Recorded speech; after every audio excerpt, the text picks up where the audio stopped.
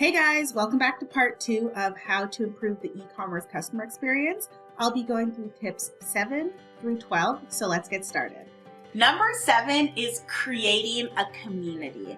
So one thing people really want to do is connect with others that are like them. And this is so much easier with the internet and with social media and Facebook pages and all of these other kind of little groups and apps that you can create online for your customers. Okay, so I'll just pull up a slide on how you can build a community. The first thing that you can do is you should define your goal. So you have to understand why you are creating this community. Then you should select a community platform. So your customers might be on Facebook groups, or they might be on Instagram, or they might be on Vox or Reddit or something.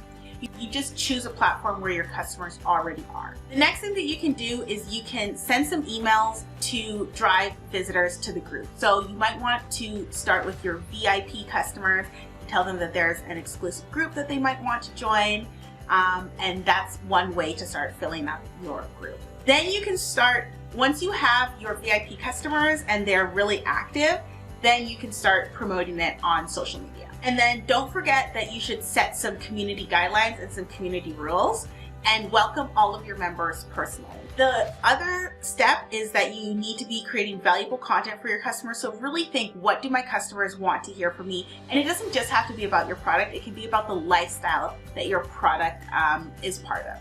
And then don't forget to interact with your customers on a daily basis, or have a community manager, maybe hire somebody internally within the group or a volunteer to really manage the community. All right, so we are at number 8, and number 8 is to offer payment options. You want to give your customers a lot of variety in giving them the power to pay in the way that they see fit. So you can use something like Shop Pay, Google Pay, Apple Pay, PayPal, cryptocurrency, anything like that where your customers feel like they have options on how they want to pay is going to be really important for improving the customer experience. For me, I only will pay with PayPal. I don't typically pay with anything else, and I do want the option. I also like the option of e-transfer as well. And at Allure Boutique, we give customers the option to pay by e-transfer. Whatever your customers want, you should give them that option to pay. We are halfway through. I might make this a 2-part series, who knows for sure.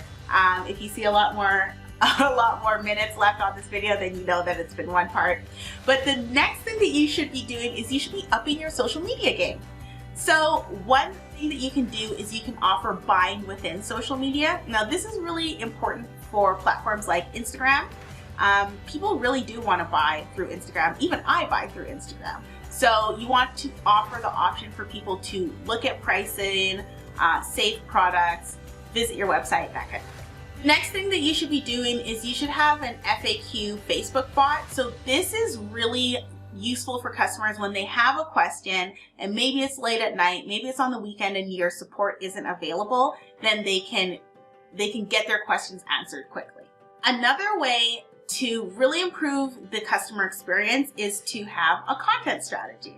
A recent study showed that brands that have a content strategy can improve their sales and conversion by 35%. So if you don't have a solid content strategy, it's definitely something that you're going to want to look into. Here's an example of having a great content strategy for a fashion or makeup line.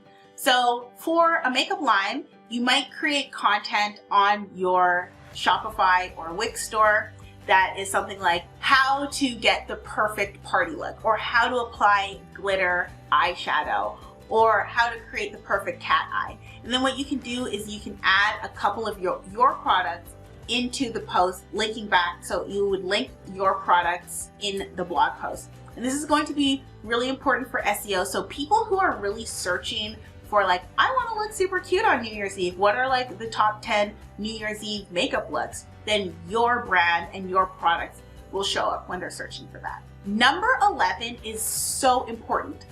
I have seen so many brands online that do not have an About Us page.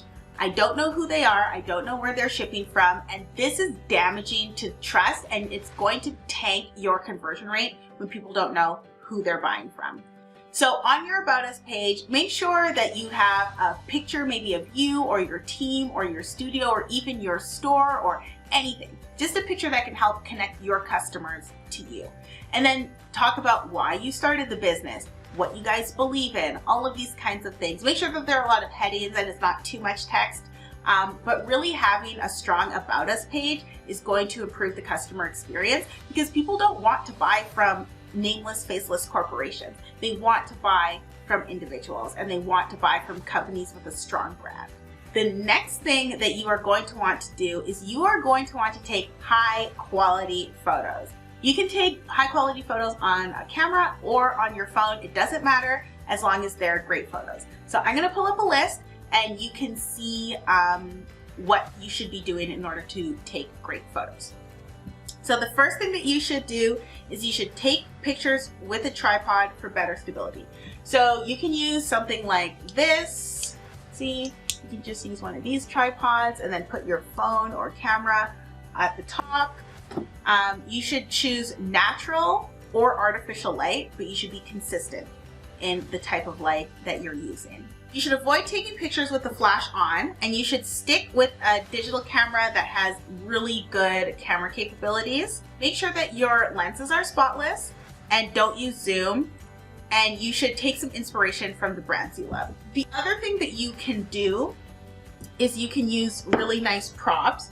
Like you can use something like this, like a nice coaster and a cute little plant, and then you can put your bracelets on it or something like that. I will actually just take a photo right now and show you how you can take a pretty decent product photo on just with artificial lighting and a smartphone. All right, guys, thanks so much for watching part 2 and stay tuned for part 3, which I will release next week.